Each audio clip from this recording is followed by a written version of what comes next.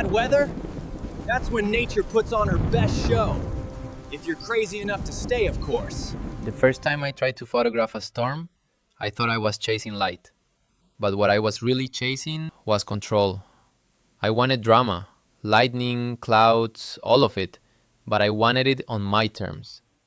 Nature didn't care. That day, she gave me one of the most chaotic skies I'd ever seen, and one of the most important lessons I've ever learned about light, patience, and fear. Hey, I'm Moshe Levis, a landscape photographer just like you.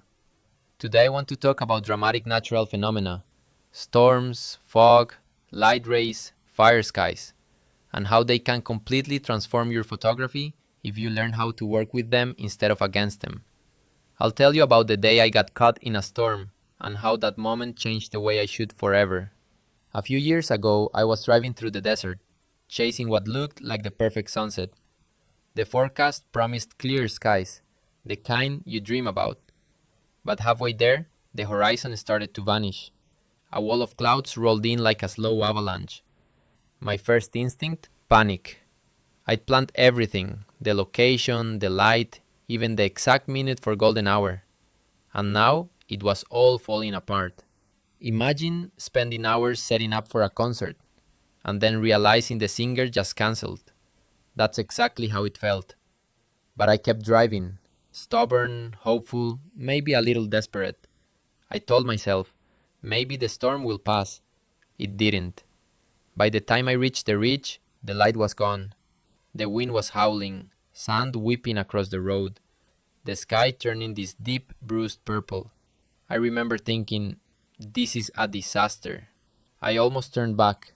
But then, just for a few seconds, lightning hit behind the mountains, and the entire landscape lit up like a pulse. It was raw, violent, and beautiful, and for the first time, I realized something important. Nature doesn't perform for you. It reveals itself when you stop trying to direct it. That flash made me drop the idea of perfect light.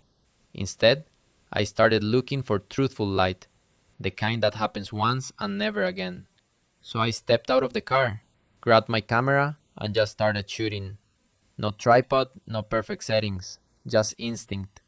The rain hit, the wind roared, and in that chaos, something clicked, literally and mentally.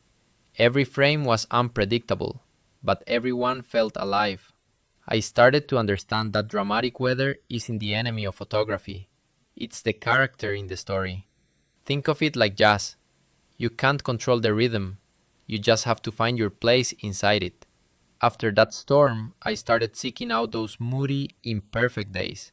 Misty mornings, heavy clouds, diffused light. Because here's what I learned. Dramatic conditions don't just change the light, they change you.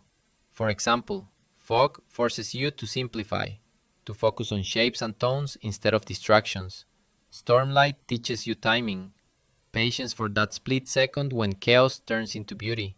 And harsh contrast, it teaches humility, because no matter how good you are, the sun will always win. Each condition has a personality. Once you learn to read it, your photography becomes less about taking pictures and more about listening. So here's what I do now whenever I'm out shooting in unpredictable conditions. Step 1. I stop trying to fix the weather and start observing what it's trying to say. Maybe that moody fog wants minimalism. Maybe that harsh sunlight wants silhouette and shadow. Step 2.